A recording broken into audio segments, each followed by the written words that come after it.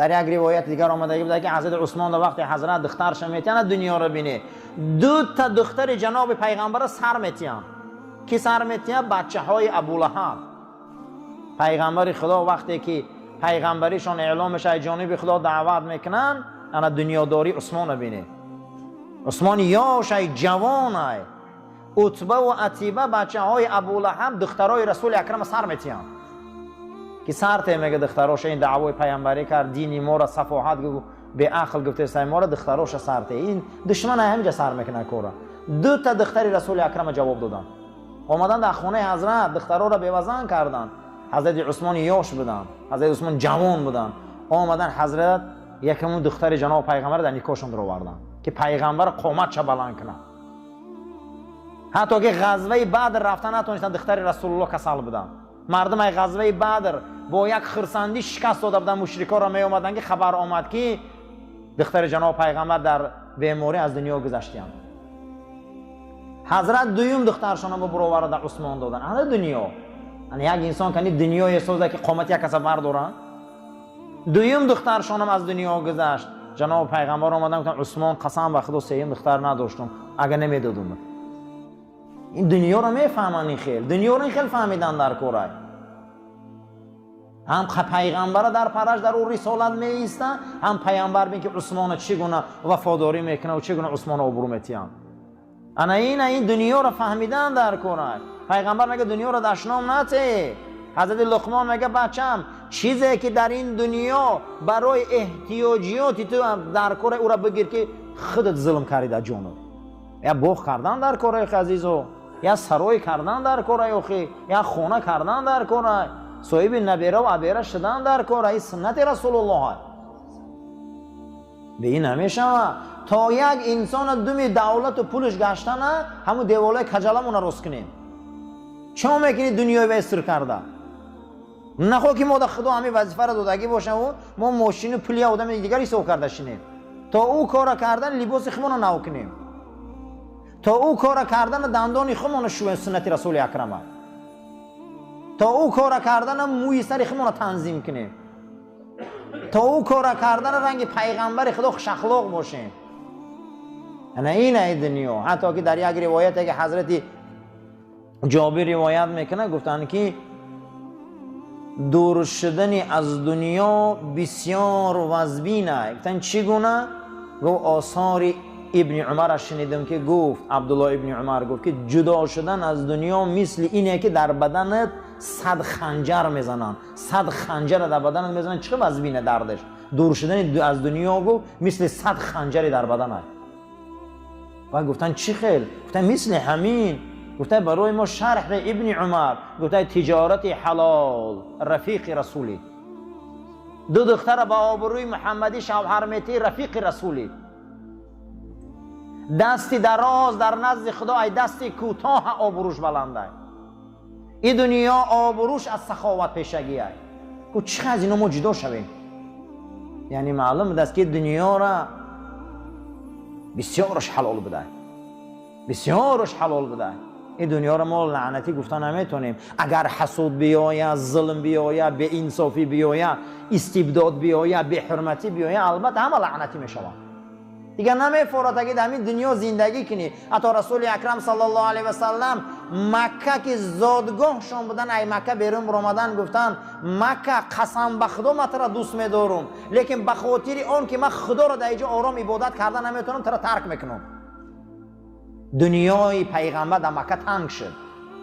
گفت نه من در یک ملک میرم که خرمازار و سلقینه، من در او جرام که خدا را به آرامی خدا گویم. در که جایی که خداگویی در غمت میتین همونجا برو برا خدا را در یک جای دیگه خشرو گو. حتی که همین به داخل عادت صحابه یکی از مسئله های هجرت همین بود که بیچاره نماز درست خوندن نمیتونستن، خدای درست گفتن نمیتونستن، آزار ده بدن، شکنجه ده بدن، غم ده بدن. و حضرت ها رو به چی زدن؟ دارالهجرت و مدینه منوره. و اسلام از همونجا ظهور کرد، اسلام از همونجا مقصد طلعت کرد، طلوع کرد دنیا ده. برای همین دنیا رو همین خیلی فهمیدن در کوره. جناب پیغمبر صلی الله علیه و سلم این دنیا را گفتن که زیرانتگاه های چیزی میکاری پگه اوجه ده میدروی. تخم دهیجا میمونی حاصلش از اوجا میگیری. دنیا رو به خدا باید ما لعنت نکنیم، حقارت نکنیم، اینش نگویم اونش نگویم. این دنیا چی بوده عزیزان؟ این دنیا زراعتگاه بوده. در روایت آوردگی بوده است ابن حجر اسقلانی قول وهب ابن منبه که حضرت گفته این دنیا دنیای مجازی است. گفته مجاز چیه؟ گفته سیر، یک گذرگاه میگذری. انت میگذری تماشا میکنی میره. گفته در تماشا چیست؟ گفته در تماشا هم خرسنده هم زیقی. گفته باید ما دنیا را برای خودمون جای زیق خانه نسازیم، خرسند خانه سازیم. یک انسان برای فرهنگ مردم خدمت میکنه، برای چاپ کتاب خدمت میکنه، برای دین مردم خدمت میکنه، برای زندگی مردم خدمت میکنه. پیغمبر صلی الله علیه و سلم میبیایند در مسجد نبوی، مسجد در مدینه میسازن، برابر دی مسجد رو بر روی مسجد مدینه بازار میسازن. میگن از مسجد بروی و حرکت کنی بازار دروی.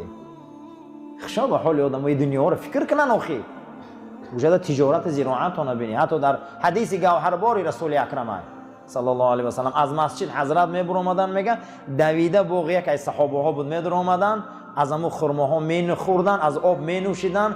بعد از اون میگفتن به به چی یک راحتی هست این باغ ها، این باغ محنت خطی میشوه.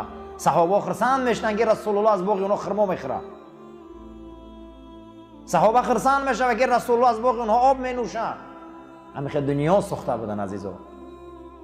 باید ما دنیا مونم خیلی سازیم که نشانه های بهشت الله در دنیا بینیم، نشانه هاش بینیم، خوشبویی هاش بینیم. خودمون که ساخته نمیتونیم عزیزا، جهنمون میشم این دنیا. نمیفورم برویم، نمیفورم گپ بزنیم، همش وابسته در خودمون بوده. دنیا لعنتی نبوده، ما خودمون با فعل بدمون دنیا رو لعنتی میکردیم. پیغمبر خدا صلی الله علیه و سلم فرمودن که چند زمینا رو خدا لعنت کرد. اگه بنابر سببی چی؟ بنابر سببی خودشان پیامبرای الهی در ایمان نیاوردند، خودشان همین کارا کردند، فعل بدشان قد خدا عذاب الهی در بالای سرشان آورد. یک روز فرا میرسه در میان مسلمان ها که مسلمان ها این اسلامی که سر تا پا نعمت بزرگی های، این اسلام هم مانندی دو بلوجر نشان میتیم. یعنی دو بلوجر یعنی یک لباس جنگی بدست که همون پوستین می پوشیدی، درونش مثل خارهای مرغیلان داشته، بیرونش مثل خیرسی وحشی میتافتی. ای بیرون نگاهت میکردین میگفتین یگان خیرسی وحشی اومده است این پوستین قطعی. ای درون در داخل همون پوستین مثل خارهای مرغیلان از آهن بوده است که بدن تغم میداده.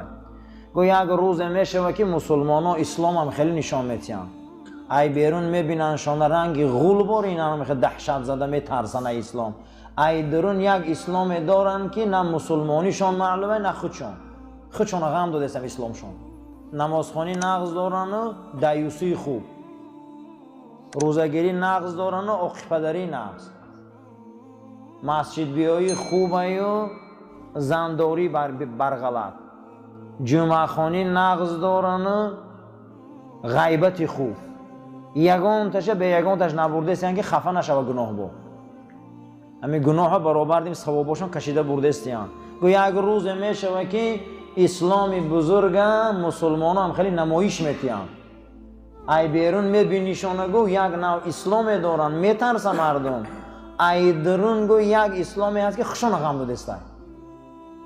باور کننده از بسیار یک دوره حساس است. همه این باز میگرده و سوی اخلاق و تربیت. اخلاق و تربیت بسیار در اسلام چیزی مهمه. به حد اخلاق و تربیت چیزی مهمه که اخلاق و تربیت ضعیف شده است.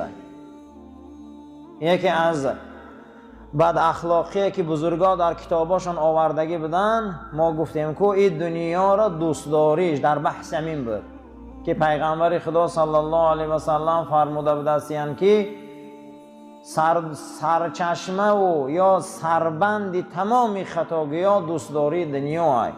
بعد از او با بحثای کلان کردیم که کدام دنیا را دوست داشتنش خطا است. صحابه حضور نبی کریم صلی الله علیه و سلم میبیایند حضرت پیشنهاد میکنن صحابه که فرستاده خدا کار میکنم، زندگی ما میگذرونم، پدر من اون میتیم، مادر من اون میتیم، کودکام کلان میکنم، همسایه ما حرمت میکنم، دست یاری دراز میکنم، ای سر تو بگر تجارت میکنم، نمازام میخونم. همین دنیایی را که خطا میگن همین دنیا دا کرده هم چیکار کنم؟ همین دنیا های که حضرت در جواب گفتن که نه، اون چیزی که تو گفتی همش آخرت های، همش چی گفت؟ آخرت های. این چیزی که تو گفتی دنیا نیست. کدام دنیا؟ همون دنیایی که این همین کارا را همون محروم کنن، همین دنیا را دوست داشتنش حرام های. حتی که لقمان حکیم فرزندش وصیت میکنه که ای بچه حکم، ای نازنین دوست روی حکم، ای دنیا هر چیزی که برای تو محتاجیت احتیاجات خدا داده، همون را اگر نبرداری فردا در جانت ظلم کردی. خدا داده اوخی دنیا را. حتی که در آیه مبارکه قرآن گفتیم گفت پرسیدن ابن عباس که انه لدار المتقین، در شأن این حولی برای پرهیزکارای خدا میگه چی گفتنی حضرت؟ گفت که این حولی پرهیزکارا نامش دنیا های. دنیا را حولی چی گفته بدین؟ قرآن پرهیزکارا. پرهیز در کجا میکنیم؟ تقوا را در کجا صاحب میشیم؟ این نماز جمعه را در کجا خوندستیم؟ نماز شما در کجا خوندستیم؟ در همین حولی دنیا های. گفت برای اهل تقوای دنیا یک حولی های. خیلی گمان نکنیم که دنیا لعنتی شده، دنیا جای به معنی است. نه، این دنیا را حضرت ابن عباس این گونه تفسیر کرده بوده است. این خیلی دنیا را دوست داشتن در کاره که در اینجا تقوا یاد میگیری. حدیث صحیح رسول اکرم است. جناب پیغمبر صلی الله علیه و سلم فرمودند که لا تصوب الدهر، دنیا را خورد نکنه. یک نام خدا دنیا است. یک نام خدا چی به دست گفت؟ دنیا است. بعضی همه مستفیدا را خدا رحمت کنه که با دعا میکردن که فلک زنتا. همین نام فلک همین دنیا نام خدا بوده یک تاش. نامای خدا زیاده، فقط همون 99 تاش در لفظ حدیث اومده. نباشه این خیلی گویم نام خدا زیاده، یک نامش دهر بوده. دنیا حقارت نکنه گوی دنیا را که نام خدا است. شما حقارت نکنید دنیا را. بسیار انسان‌های دنیا را بی‌وفا، دنیا را لعنتی، دنیا این خیلی دنیا نه اوخی عزیزا. 7 چیز باشه دنیا لعنتی میشه و یکمش حسد است. همین دنیا دا اگر حسد باشه همین دنیا برای ما جهنم میتوه. همین دنیا دا ناامیدی باشه در دنیا اون جهنم میتوه. پیش حضرت عبدالله ابن عمر آمدن و گفتن که عبدالله فرزند عمر، این چیتا لباس خوشروای در تنه تو، این چیتا محسی های خوشروای در پای تو، موکی های خوشروای، این چیتا سله فسان های در سر تو، این چی دنیا داری؟ قدر در دنیا شما مهر داده، این داده اون داده. و حضرت میگه چهره همون مرد همین میگفتگر نگاه میکرد، گریبانش پوری چیرک، بدنش بدبو، لباساش خراشدگی و کندگی. و در جواب گفت تا این ریولوچه را زیدی من کردن، زیدی همون کمبغلی ریولوچه کنوخی، زیدی همون بی‌لباسی تا انقلاب کن، زیدی همون بدبویی تند انقلاب کن. تو چون میکنی من در چقدر شده؟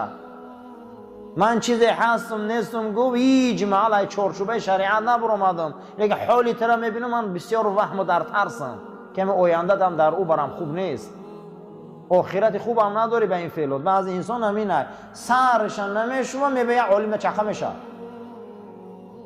دهنش تازه کردن نمیتونه. یک علما را گفته ایسا گپی اویا او تا او کار کردن دندونکو سفید که تا در یک عالم علما چخه شدن یا لباس نو خریده پوش. ابن عمر گفته است که تا مزیدی من انقلاب کردن، اما کمبغلی خودت انقلاب برای کمبغلی بیرون بروی. حتی پیش حضرت امام جعفر صادق میبیاین قصه میکنن که شما لباسای نو میخریم، مرکبات رو نمیبینیم، اسبات رو نمیبینیم، خوب دنیا را دوست داشته و تبسم میکنه. و حضرت که تو این گپا را گفتن رفته برای خودت یک حجتخانه خوب انداز.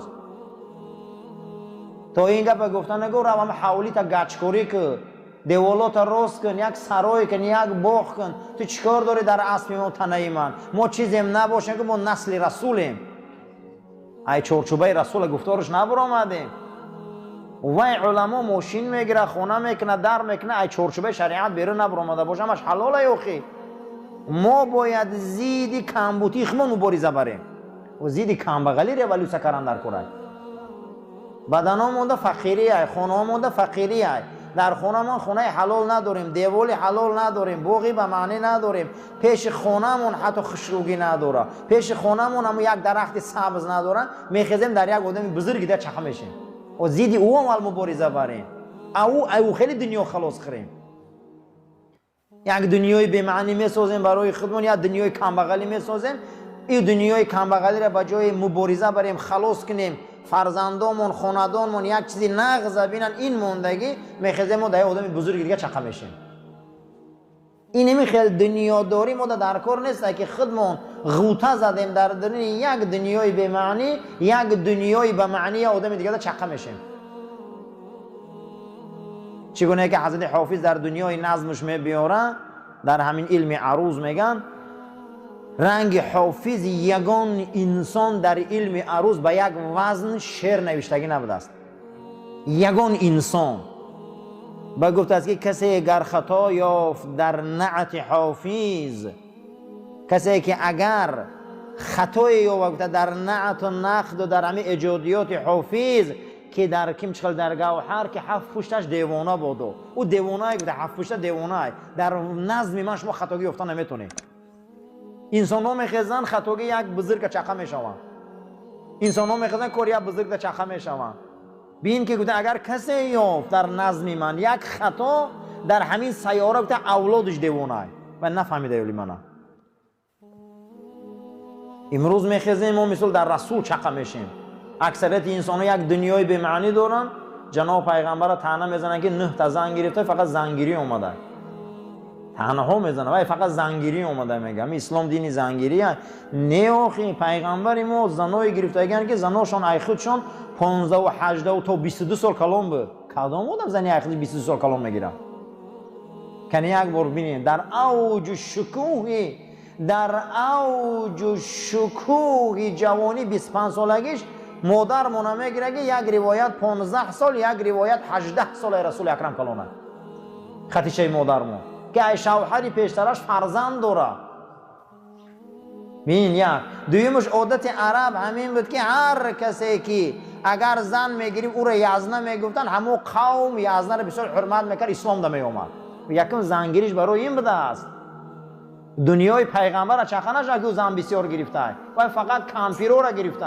همین خیلی کامپیروی که حضرت کلانن بود.